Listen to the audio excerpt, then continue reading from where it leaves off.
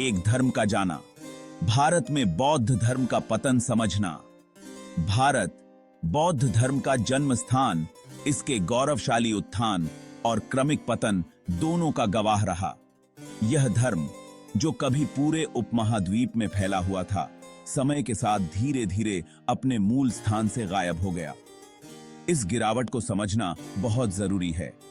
यह न केवल इतिहास की एक महत्वपूर्ण घटना है, बल्कि यह हमें समाज और धर्म के बीच के जटिल संबंधों को भी समझने में मदद करता है। यह सामाजिक, राजनीतिक और धार्मिक ताकतों के जटिल इंटरप्ले को दर्शाता है, जिसने भारतीय इतिहास को आकार दिया। विभिन्न राजाओं और शासकों के निर्णयों ने बौद्ध धर्म के उत्थान और पतन में महत्वपूर्ण भूमिका निभाई। भारत में बौद्ध धर्म की कहानी सिर्फ नुकसान की कहानी नहीं है। यह एक परिवर्तन, अनुकूलन और विचारों की स्थायी शक्ति की यात्रा है। यह परिवर्तन, अनुकूलन और विचारों की स्थायी शक्ति की यात्रा है। बौद्ध धर्म ने समय के साथ अपने आप को नए संदर्भों में ढाल लिया और अपनी शिक्षाओं को जीवित रखा। बौद्ध धर्म के पतन के कारणों का पता लगाने से हम इसके रेजिलियंस की गहरी सराहना करते हैं।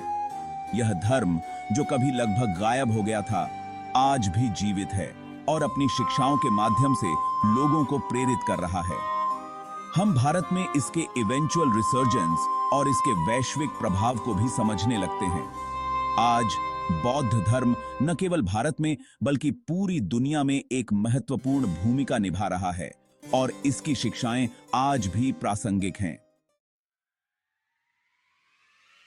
बुद्ध का प्रकाश, उत्पत्ति और प्रारंभिक विस्तार। 6ठी शताब्दी ईसा पूर्व में भारत के हृदय से बौद्ध धर्म का उदय हुआ। यह एक ऐसा समय था जब समाज में कई धार्मिक और दार्शनिक विचारधाराएं उभर रही थीं।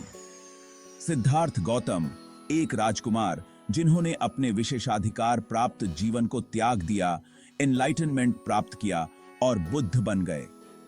उन्होंने कठोर तपस्या और ध्यान के माध्यम से सत्य की खोज की। बुद्ध की शिक्षाओं ने दुख से मुक्ति का मार्ग प्रस्तुत किया। यह जीवन के सभी वर्गों के लोगों के साथ रेजोनेटेड हुआ। उनके उपदेशों में 4 आर्य सत्य और अष्टांगिक मार्ग शामिल थे, जो जीवन के दुखों से मुक्ति का मार्ग दिखाते थे। बौद्ध धर्म तेजी से फैला, भिक्षुओं द्वारा ले जाया गया। ये भिक्षु दूर दूर तक यात्रा करते थे, बुद्ध के संदेश को फैलाते हुए, और राजाओं द्वारा अपनाया गया। इसके संदेश की सिंप्लिसिटी और करुणा ने कई राजाओं को प्रभावित किया, जिन्होंने इसे अपने राज्य धर्म के रूप में अपनाया, और व्यक्तिगत परिवर्तन पर जोर ने इसे बहुत अपीलिंग बना दिया। भिक्षुओं के छोटे समुदायों से बौद्ध धर्म भारतीय समाज में एक प्रमुख शक्ति के रूप में ब्लॉसम्ड हुआ। इसके प्रभाव ने कला, संस्कृति और समाज के विभिन्न पहलुओं को भी गहराई से प्रभावित किया। अशोक का आलिंगन। भारत में बौद्ध धर्म का स्वर्ण युग।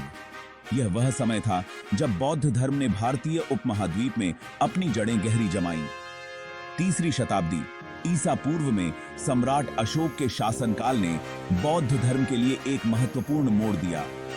अशोक का शासनकाल बौद्ध धर्म के प्रसार और विकास के लिए एक स्वर्णिम युग साबित हुआ। अशोक शुरू में एक शक्तिशाली विजेता, युद्ध की भयावहता को देखने के बाद एक गहन परिवर्तन से गुजरा।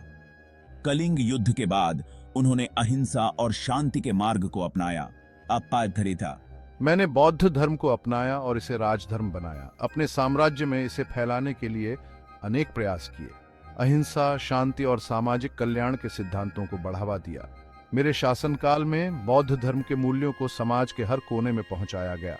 मेरे पैट्रोनेज से पूरे भारत में मठों, स्तूपों और विश्वविद्यालयों का निर्माण हुआ। ये संस्थान बौद्ध धर्म के अध्ययन और प्रचार के केंद्र बने। बौद्ध धर्म फ्लरिश्ड हुआ।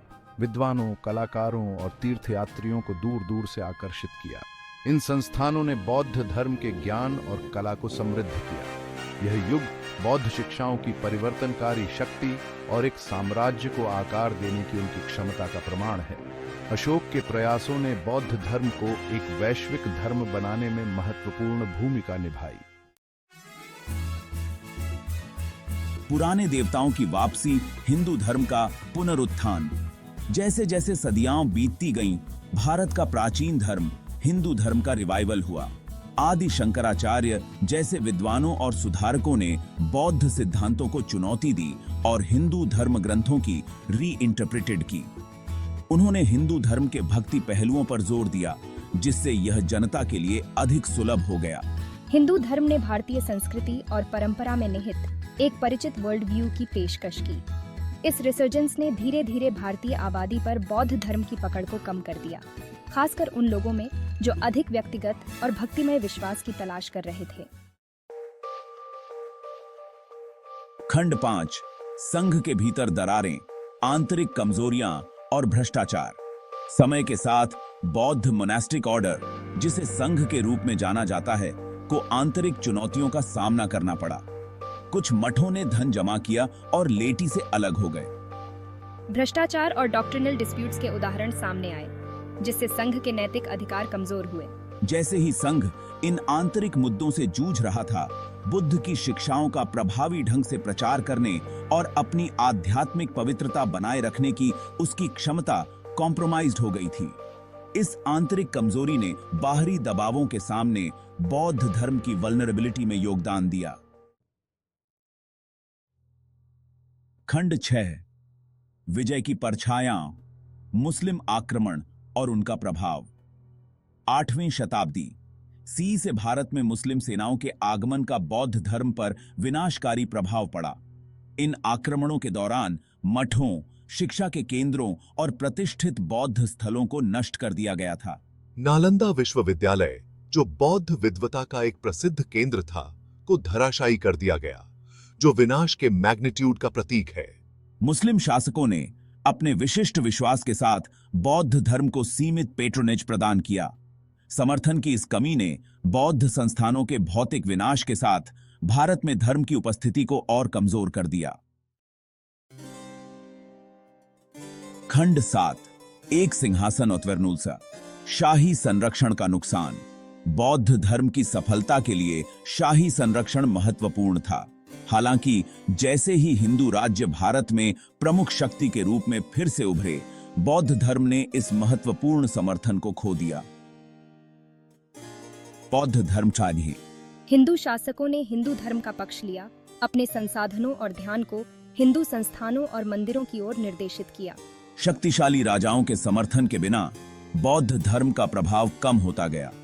नए मठों और स्तूपों का निर्माण ड्विंडल्ड हुआ और सार्वजनिक क्षेत्र में धर्म की दृश्यता कम होती गई। सदियों के पतन का सामना करने के बावजूद 20वीं शताब्दी के भारत में बौद्ध धर्म का रिसर्जेंस हुआ। डॉबी आर अंबेडकर, एक प्रमुख समाज सुधारक और भारतीय संविधान के शिल्पकार, ने इस पुनरुत्थान में महत्वपूर्ण भूमिका निभाई। अंबेडकर हिंदू धर्म में व्याप्त जाति आधारित भेदभाव से बहुत परेशान थे। उन्होंने बौद्ध धर्म में समानता और सामाजिक न्याय के मार्ग को देखा। उन्होंने अपने लाखों अनुयायियों के साथ बौद्ध धर्म अपना लिया, प्राचीन धर्म में नई जान फूंक दी।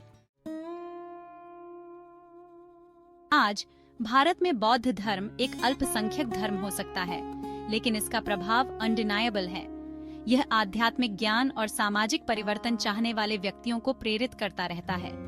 इसके अलावा बौद्ध धर्म भौगोलिक सीमाओं को पार कर गया है। तिब्बत से थाईलैंड, जापान से संयुक्त राज्य अमेरिका तक लाखों लोगों ने बौद्ध धर्म को अपनाया है। भारत इसके जन्म स्थान के रूप में दुनिया भर के बौद्धों के लिए एक विशेष महत्व रखता है। भारत में बौद्ध धर्म का पतन सभी चीजों की अनित्यता की याद दिलाता है।